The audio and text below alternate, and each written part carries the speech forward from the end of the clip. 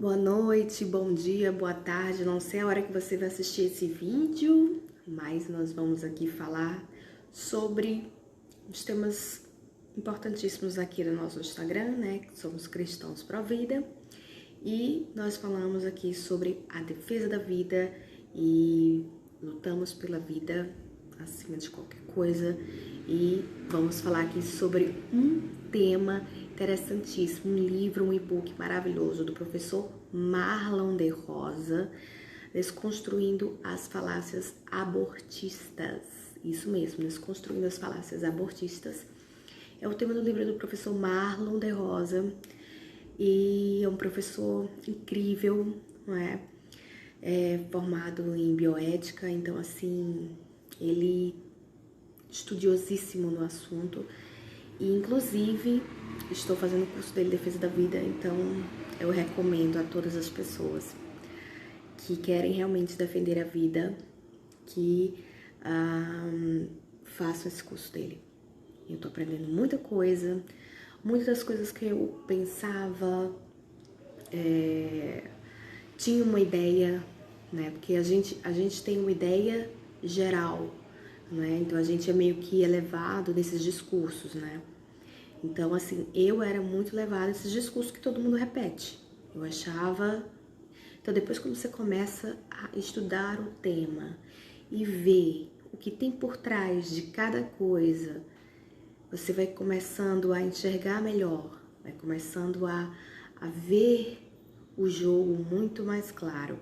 Que não é só um interesse, existem milhares de interesses quando se fala no tema de defesa da vida, né?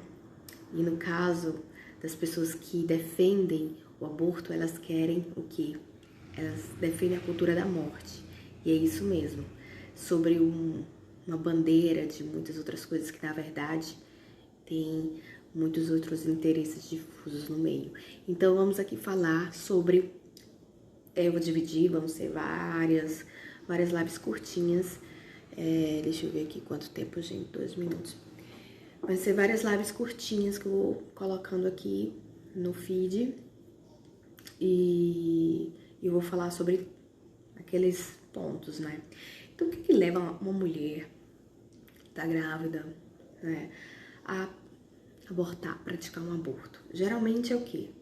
É uma gravidez não planejada, geralmente são problemas psicológicos, problemas sociais, não tá preparada para isso. Então, são vários pontos que essa mulher vai chegando e acha que a solução para ela é abortar, né? Então, o aborto tem sido vendido, a gente sabe, a conversa é essa, que é a melhor solução para as mulheres que estão tendo uma gravidez não planejada.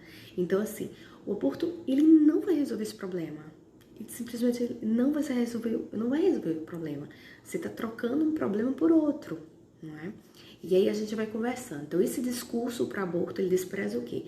A vida de um ser, a vida do bebê, a vida de uma alma, de um ser humano, né? Então, existem consequências negativas do aborto, né, para a mulher. Então, são problemas psicológicos, problemas associados à depressão, né, traumas, depressão. Porque não venha me dizer que, por exemplo, a mulher que pratica um aborto, pratiquei. Pode sim que exista mulheres que super lidam tranquilamente com essa situação. Mas a grande maioria das mulheres que praticaram aborto sentem remorso, sentem traumas, sentem uma profunda, despertam muitas vezes, depois de anos, uma profunda depressão, porque cometeram o aborto. Que se na verdade tivessem uma outra oportunidade, elas não teriam praticado o aborto, né? Então vamos lá. Então no Brasil, infelizmente, quando se busca essas informações sobre a questão do aborto, seja pela mídia, internet, jornais, televisão, essas coisas todas, artigos acadêmicos, a gente encontra uma uma bandeira enorme de pró-legalização, né? Vamos legalizar, vamos, pró-aborto, pau, pau, pau. E isso ocorre devido ao quê? A hegemonia do pensamento progressista das universidades e na mídia. A gente vê nas universidades, é muito forte a bandeira pró-aborto nas universidades. Você vê professores militantes, né?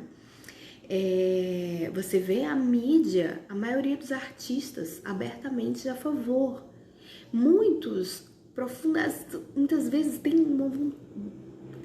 querem até ser contra, mas para fazer parte do grupo, para não sofrer represálias, não ser cancelado na internet, muitas vezes eles querem o quê? Não, nós somos pró-aborto, nós somos a favor.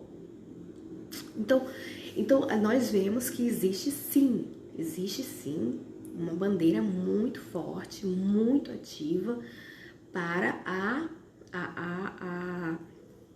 liberação, a legalização do aborto. A gente vê que existe sim. Então, vamos ver aqui neste pequeno estudo de início algumas dessas falácias, né, que a gente vai tentar aprender aos pouquinhos aqui. Vão ser vídeos curtinhos e o próximo já vai ser outro tipo de falácia, tá?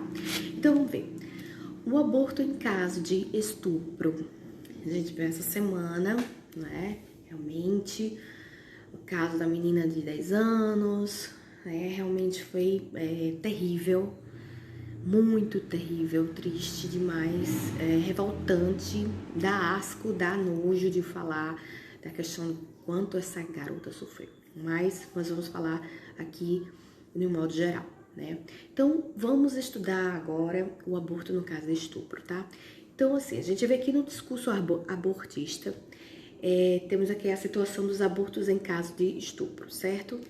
Então, o mesmo número de crimes de estupro que é bem elevado para sensibilizar o defensor da vida, né? Então, assim, eles vão dizer assim, olha, existe quantos casos de estupro, tantos casos de estupro, existe muitas mulheres sofrendo abuso sexual e tal. Então, apresentam todos aqueles casos, né? Então, por vezes, o problema é apresentado como se todo estupro resultasse em uma gravidez. Então, eles apresentam assim, olha, tantos estupros acontecem. Então, eles já mostram, tipo, todo estupro já causa uma gravidez. Eles, mais ou menos, eles apresentam já assim, para você já, de cara, já receber aquela informação, né?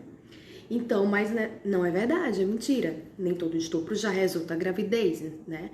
Então, assim, tem estupros que a mulher engravida, tem estupros que a mulher não engravida. Vamos lá.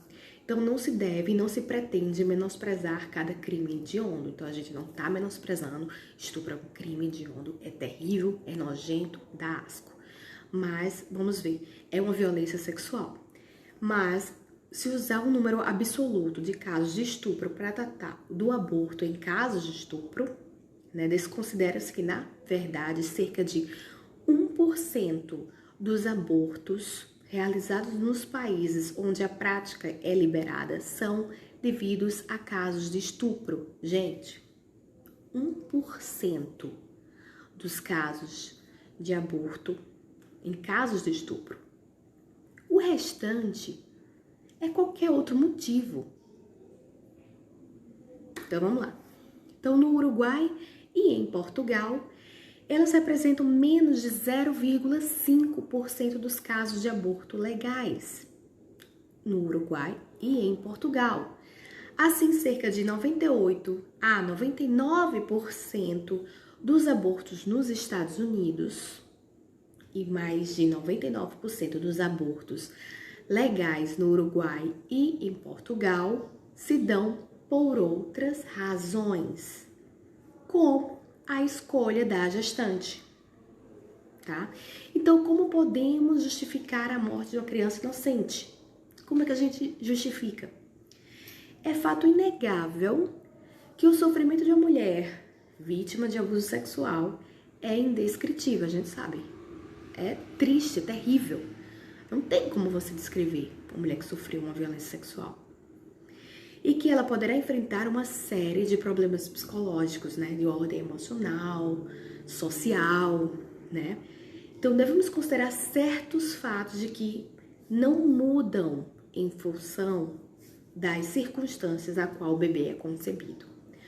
Uma criança será uma criança se ela for concebida pelo amor ou pela violência. É um ser humano, gente. Se ela foi realizada de comum acordo, você queria realmente ter uma relação sexual com seu parceiro, sei lá, e você engravidou, vai ser um ser humano. Se você for estuprada e engravidar, também vai ser um ser humano. Então, metade da criança é gene da mãe, obviamente. Carne da sua carne, sangue do seu sangue.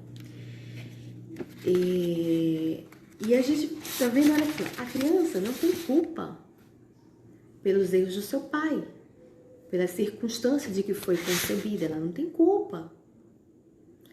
O aborto não é uma cura para um trauma de um abuso sexual, gente. E é o que a gente escuta de muitas falácias das feministas, né? Como se o aborto fosse curar realmente esse trauma. E não vai curar, e não cura, né? Ele não irá devolver os problemas psicológicos. Muito provavelmente ele vai ser mais um problema psicológico, né? De difícil solução. Quantos anos essa mulher pode vir a ter que se recuperar totalmente daquele trauma, né? Se recuperar totalmente daquela situação de e se eu não tivesse feito isso, né? E a mulher já sofreu uma agressão, submete-se a um aborto, é sofrer uma segunda agressão, né? E se a mulher não pode criar criança, ela pode entregar para a adoção. Então, simples assim, pode entregar para adoção. E não é crime você entregar um bebê para adoção. Então, esses casos são bastante complexos emocionalmente, todo mundo sabe, é muito difícil lidar com essa situação, mas a gente precisa mostrar este lado, porque é mais fácil apresentar, mais fácil, entre aspas, né, apresentar essa situação. Ah, faz isso. Ah, né? Quando, na verdade, a gente não tem como apresentar esse outro lado, porque esse outro, a opção do aborto, ela é mais direta. Por quê?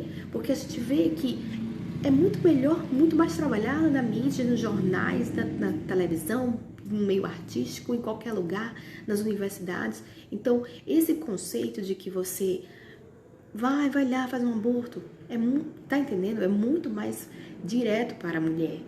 Então, ela, muitas vezes, quando ela opta realmente por seguir a gravidez, ela é dita, nossa, ela tá louca, é uma maluca, né? Então, assim, quer dizer, você querer manter, lutar pela vida, né?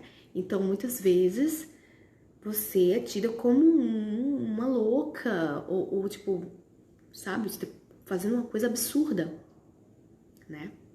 Então, assim, cabe considerar novamente que os casos de aborto após o estupro correspondem a cerca de 1% dos abortos feitos nos Estados Unidos e menos de 0,5% na maioria dos outros países. Ou seja, então temos aqui essa primeira falácia, aqui vamos desmascarar aqui essas primeiras falácias, todas essas falácias com relação ao aborto. Então a primeira é com relação ao estupro, que diz assim que todo estupro, a mulher vai engravidar de todo estupro e aí ela vai abortar, que na verdade não, né?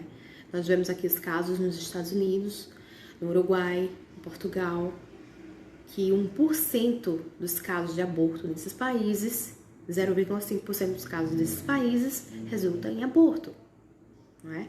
Então essa é a primeira falácia aqui que a gente está apresentando para vocês aos pouquinhos aqui. Vou fazer uma série de vídeos aqui nos Cristãos Pro